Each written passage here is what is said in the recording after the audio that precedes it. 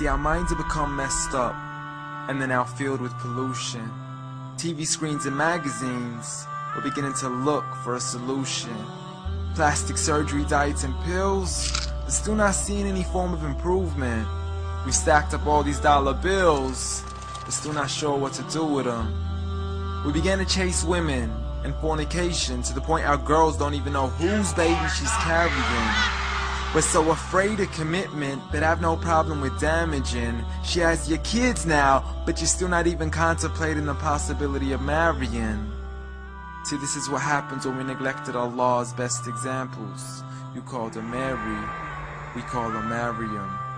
A woman who was perfect since birth, the best to walk the skies and the best to walk the surfaces of earth. The most exalted of all women, that's why she was dedicated an entire chapter in the Holy Quran, the final revelation in which there'll be none after. She was the best of all women, and to society she should be leading the way. I mean, that's why our women be dressing like her, because just like Mary, when Allah decrees something, we hear and we obey. See, Mary used to cover up. Despite everything they used to say, she would hide in hibernation, and to Allah she would pray. And when she was visited by angels in the form of men, she said, if you fear Allah, you would go away, because in the presence of men, she would not stay. But anyways, today we're taught to be against segregation before in support of all forms of liberation. To free yourself from the clothes that only lead to your degradation. Why do you gotta cover your face for? We gotta see your identification. But little do they know her identity's right there. A woman who fears Allah and commits to her religious obligations. See, I respect all women too, because that's what my religion teaches. To lower your gaze when you're walking, there's no need to check out every second woman's features. There's no need to even shake another woman's hand, because in reality, there's only one reason why a guy would be pleased to meet you. And you could go ahead and deny it, but don't blame me for stating the obvious. When the pornographic industry is worth billions, you still don't see where the problem is? Sex is embedded into society to the point we'll exploit it to merely sell a car. So you can act like this is all new to you, but you know for a fact how innocent we really are.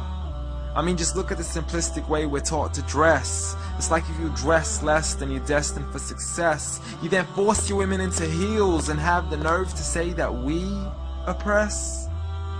You got it to dress up tightly, like it's an opportunity.